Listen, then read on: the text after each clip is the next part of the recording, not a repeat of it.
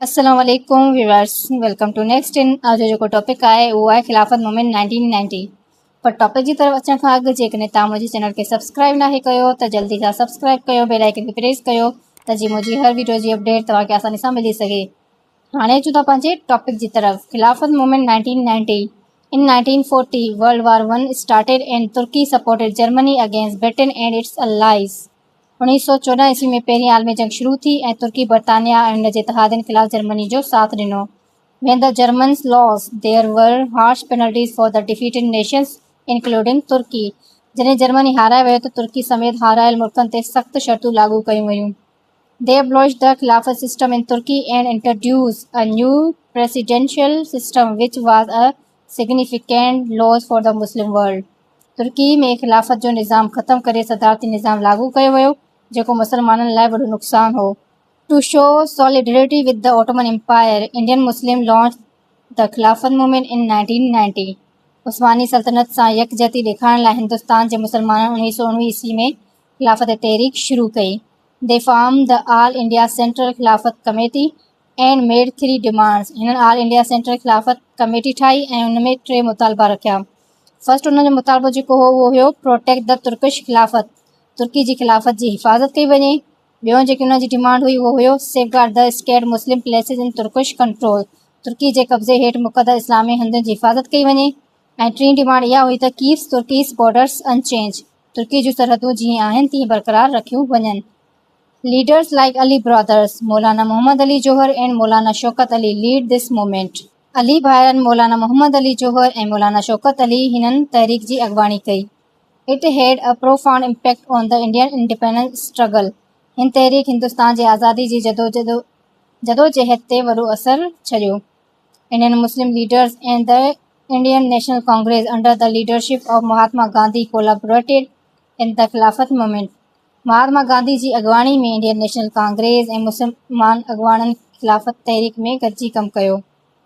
Muslim leaders like the Ali brothers and Mahatma Gandhi lead peaceful protests, strikes and boycotts.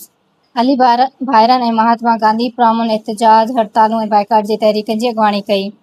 During the Khilafat movement, Congress under Gandhi's leadership joined hands with the Muslims in the cause of restoration of the Khilafat.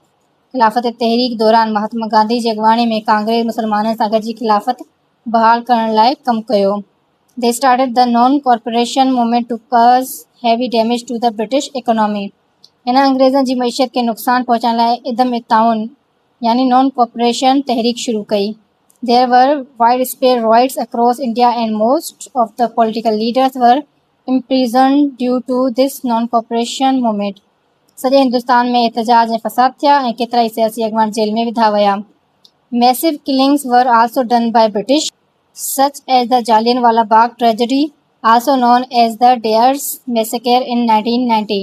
अंग्रेज़नि वॾे पैमाने ते क़त्ल आम कयो, जंहिंजो मशहूरु मिसाल 1919 ईस्वी जो जेको जालियानवालो जेको बाग आहे क़त्ल आम आहे। The British introduced the Rowlatt Act to control the riots. अंग्रेज़नि एहतजाजनि खे कंट्रोल करण लाइ Rowlatt Act लागू कयो। The Khilafat movement ended in 1924 after the चोरा चोरी इंसिडेंट। चोरा चोरी वारे वाक़े खां पोइ 1924 ईस्वी में खिलाफ़त तहरीक ख़त्म थी वई। The British struggled to maintain law and order in India from 1924 to 1927. 1924 खां 1927 ईस्वी ताईं अंग्रेज़नि खे हिंदुस्तान में अमन बरक़रार रखण में ॾुखियाइयूं पेश आयूं। This time period is known as the Age of Turmoil. हिन दौर खे अफ़रातफ़री या बेचैनी जो दौर एज ऑफ टर्मोइल चयो वञे थो। हाणे वारो जेको टॉपिक आहे उहो आहे साइमन कमीशन जे बारे में। असां उनखे बि डिस्कस कंदासीं। Simon Commission in 1927 the British government sent the Simon Commission to India to discuss political matters. 1927 ईस्वी में बरतानवी हुकूमत सियासी मामलनि ते गौर करण लाइ साइमन कमीशन हिंदुस्तान मोकिली। However, both the Congress and the Muslim League refused to cooperate with the commission. पर कांग्रेस ऐं मुस्लिम लीग ॿिन्ही साइमन कमीशन सां ताउन करण खां इनकार कयो। Despite the boycott, Jinnah in 1928 presented a set of demands to the Simon Commission in the meeting held at Shimla. बाइकट जे बावजूदु 1928 ईस्वी में कायदे आज़म मोहम्मद अली जिन्ना शिमला में थियल इजलास दौरान साइमन कमीशन आॾो पंहिंजा मुतालबा पेश कया। In 1928, the same year, Congress presented the Nehru Report 1928 and the Muslim League presented Jinnah's 14 points 1929.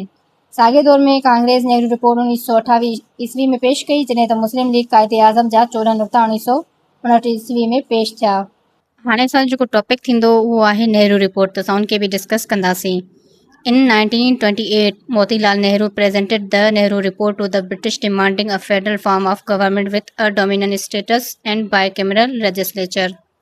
1928 ईस्वी में मोतीलाल नेहरू बरतानवी हुकूमत खे नेहरू रिपोर्ट पेश कई, जंहिं में वफ़ाक़ी हुकूमत, डोमिनेंट स्टेटस, ख़ुदि मुख़्तियारी हैसियत ऐं ॿिनि अवाननि वारी क़ानून साज़ असेंबली बाइकेमिरल लेजिस्लेचर जो मुतालबो कयो। It also demanded for joint electorate and reserved seats for minorities. हिन रिपोर्ट में गॾियल चूंडियूं, जॉइंट इलेक्टोरेट ऐं अक़लियतुनि लाइ मख़सूस सीटुनि जो बि मुतालबो कयो वियो। The report mainly supported the Hindu majority of the subcontinent and projected to be the voice of all Indians. ही रिपोर्ट बुनियादी तौर हिंदू अक्सरियत जी हिमायत कंदी हुई, पर पाण खे सॼी हिंदुस्तान जे माण्हुनि जी आवाज़ तौरु पेश कंदी हुई।